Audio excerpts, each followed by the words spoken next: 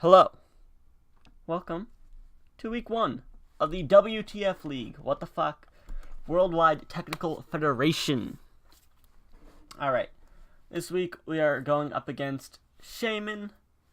Some of you might know him from the MPBL. Played him in there. But he's got a really good team, and I'm scared I'm not gonna win. But his picks go as follows. Starting with Tier 1, he's got the Lander Asterion. Tier 2, he has the Milotic. His Tier 3s are Rotom, Heat, and Crobat. His Tier 4s are Dredigan and Doublade. His Tier 5s, Hitmonchan. Mega Ray Tiers, Diancie. And then his free picks were Superior, Scolipede, Cinccino, and Klinklang. So he's got some Gen 5 power here with those last 4, the Dredigan and the Lando, but just as scary. A Scarf Lando runs through my team first. Then a core of like a physically defensive Milotic and especially defensive Rotom Heat. I have nothing for. I really don't. Relying heavily on Cofagrigus and Mega Audinel here to take hits and kind of help out. Probably could have rebuilt and made a more offensive team that could handle this better, but really didn't want to, not gonna lie. I saw some potential in Empoleon to help with Milotic, and I think it does do that well by roaring it out, but that is about all it can do. Scald and Flash Cannon. Scald just to do damage and to potentially catch the Rotom Heat on a switch. I don't know. And Flash Cannon for that Mega Diancie, because it is in fact my special wall. So it should be able to handle it pretty well. I'm actually going to pop open a monster here, because I am thirsty. And I just bought them today. Open, bitch. Didn't want it to like explode on me, so I was being careful. Also is Defog and Roar. Defog to remove some hazards. And this thing's pretty much only job is just to keep roaring out the Milotic and potentially do some other things. I haven't done any calcs with it, but I will do the calcs in battle to see what it can do and what it can't do. I just kind of threw this team together on the spot. I thought Empoleon was going to be a lot more useful than it actually ended up being while I was doing calcs. But that's fine, because anything that Empoleon can't do, Cofagrigus kinda can. This will most likely, 9 times out of 10, be my lead unless he brings that Scolipede, because setting up Toxic Spikes 2 layers would be huge on that Milotic. So it can't get the burn for its Flame Orb, and it will be toxic. And he'd have to come in with one of his hazard removers, which none of them really want to come in on Stealth Rocks. And I can play around pretty easily. So if I get Stealth Rocks up as well, I'm sitting pretty. Hex for general stab damage. Sorry, I had to take a drink there. Hidden Power Ice does a shit ton to the Lando T, and it can not do over half back to me. So my goal with this is kind of just to let it tank hits from the Lando T to get it dead, and then hopefully get wishes off and stuff, like heal it up later on.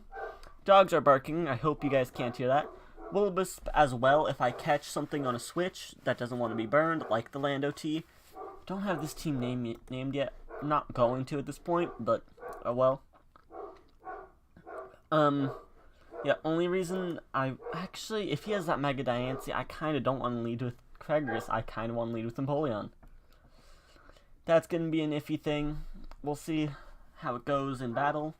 But next up, we have Tigrera, the Zeraora, with the Electrium Z, which is the Z crystal that I drafted specifically for this Pokemon. Volt Absorb, Plasma Fist, Knock Off, Hidden Power, Ice, and Fake Out. This thing can also kind of handle a Adamant Scarf Lando. if he decided not to go Jolly because he thought he could outspeed me with max speed if he didn't run the speed creep and stuff. Turns out he only reaches like 400.5 or something, and I can easily reach that with a speed boosting nature. So my goal is I do over half with a hidden power ice. Actually, with I don't remember my I don't want this in HP. I'm changing my mind last second, putting that in special attack to increase the power of my hidden power ice. I know I did the calc. Actually, I did decide that it didn't matter. I'm sorry, I'm swapping things around. I don't want that even number of HP though. Why would I have done that? There we go. There we go. There we go. There we go. So we got Plasma Fists. Just stab damage. Hit something to use Electrium Z with. Hit that Melodic especially is kind of my goal, but as long as the Lando T is dead, I can hit anything pretty hard with that. Knock off, just to knock off items in general. Knock off the Melodic's Flame Orb potentially if it decides to swap in for some reason. Knock off potential Scarfs if they decide to swap in on me. Hidden Power Ice for the Lando. Obviously. And then Fake Out just for some priority. And yeah, like I said, I was speed creeping a Scarf Lando that was adamant. If he decides he wants that extra damage for something, like for the Cfagrigus, then I outspeed him. I do not one-shot, but I do outspeed. So with some chip damage, I can handle him. Next up, something I never expected to be bringing week 1. Why? Because I still don't have a name for it. If you have any suggestions, please leave them in the comments. Excuse me. The Mega Audino. I put Regenerator as its ability just in case, even though there is a rule that first turn Mega is required, so I'll never get the chance to use it. But this Pokemon is something that I am not very proud of. It has no offensive moves. It has no offensive pressure whatsoever. That's really shitty. Really, really not happy about it, but Protect, Heal Bell, Wish, and Healing Wish, I needed all these moves. I needed these bottom 3, and no offensive move that I could click would be doing enough to really warrant having the offensive pressure. So I just threw Protect on there.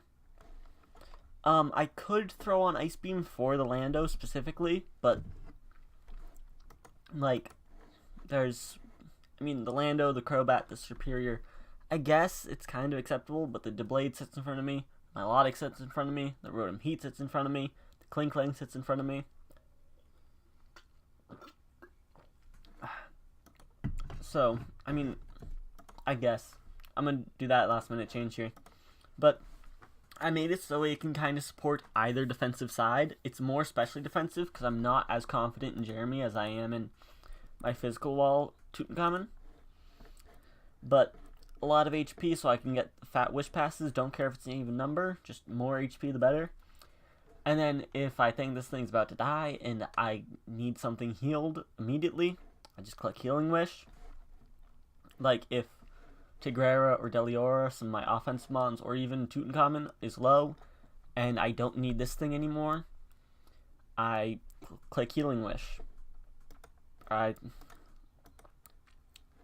Next up, don't really need to explain why anymore, but we got Dudley, Armaldo, holding a Life Orb, because he's going to be doing some damage, Battle Armor, Rock Blast, Knockoff, Rapid Spin, and Stealth Rocks. And really, really quickly, I just want to see, he does not get a Steel-type move. If he did, I would immediately be replacing that. But, moving back to over here, we have Rock Blast for that Crobat, really, that's about it, and for the Rotom Heat, kinda. But then we have Knockoff for everything else, Rapid Spin for some hazard removal in case Empoleon gets taken down, and Stealth Rocks to set them up, because Stealth Rocks seem nice this match, especially for that Rotom Heat and the Crobat, which are his 2 best hazard removers. They're not going to want to have to come in on these Stealth Rocks. So I know risky having a lot of hazards with, or 2 different hazards with a magic bounce mon around, but I have a grounded poison type, and if he does not bring Scolipede, he does not, so the toxic spikes I'm not too worried about. And the stealth rocks don't really hurt my team too much. I know that's kinda having 2 hazard removals and saying that stealth rocks don't really hurt my team too much is kinda but yeah, if they do get bounced back, I can rapid spin them the next turn. I'm not too worried about it. And nothing on my team takes a lot of damage from stealth rocks. They all take, I think, the standard 12.5%. Actually, I don't know if resistances lower that. I don't know anything about resistances with stealth rock. I only know super effectives. But he is a backup physical wall of sorts. He has a higher physical defense and special. Actually, he has 8 in there, so he can... fuck it. I'm making a lot of last minute changes here. I apologize. But he's got HP, he's got attack. He's really going to try to break some walls, but he's also kind of going to try to take some hits. My original goal was going to be to make him a mixed wall because he can't be critted. Put an assault vest on him, increases defense some, kind of make them a bit more even, and then throw the rest in attack. But I wanted stealth rocks because of, like I said, his 2 hazard removers don't appreciate them. So I decided that stealth rocks were more important, and I went for that. And chip damage, so that way Tigrera and Tutankhamun can hopefully do their job against Lando better, which is literally the most terrifying thing I calced. And lastly, hopefully, once his Scarf Mons are down, this thing can come in and clean up, because it does not outspeed any of his Scarf Mons. But we have Deliora. I believe I'm outspeeding a max speed Crobat with this. I don't know how that I have to put that much investment in, but I do. Deliora, the Shiny Nidoking, Choice Scarf, Sheer Force, Earth Power, Ice Beam, Thunderbolt, and Rock Slide, because I needed something to hit that Rotom Heat with and that Crobat with. Ice Beam I could hit the Crobat with. Really, it's more the Rock Slide for the Rotom Heat, but I have other things I can hit it with. It's not solely for the Rotom Heat. Like, really, if that Lando's not Scarf, it becomes instantly easier to deal with. Because Deliora will be able to fight it. No matter what, even if the thing that I can't remember the name of, Mega Diancie, comes, I'm still probably going to leave Pythagoras, because if he does lead with Scarf Lando, this is my best option. Burning that thing early potentially could be huge. If he swaps to if he U-turns into the Mega Diancie, then I'm taking no damage, and I'm now burned instead of getting potentially toxic later. And I have Heal Bell, so I'm not too worried about it.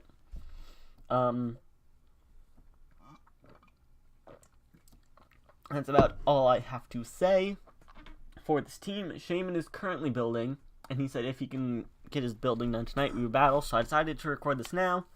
Gonna quickly, while I'm kind of waiting, week 1 versus Shaymin. There we go. And I think we'll be good. I think that about covers everything. Hopefully Shaymin will be done in like the next hour, because my buddy who's in the Marines is coming home for Christmas, and he's getting off his plane in about an hour, coming in from Boston, which is about an hour away, so he'll be here in about 2 hours. And he stays in my room. If you guys don't remember me saying that from other videos, he sleeps on a futon in my room. So he doesn't need to hear me talking about Pokemon. He doesn't need to be in the video. Doesn't care. Why is that a Gen 7 Monotype team? What the fuck did I do here? I'm an idiot. I kind of want to play some Monotype. Might do that. Let me know in the comments if you want to watch me play some Monotype. But until the battle, I'm going to go. I've been rambling for long enough. Don't forget to hit the like and subscribe button. Yeah, just have a good day, everyone. I will see you guys later. Bye bye.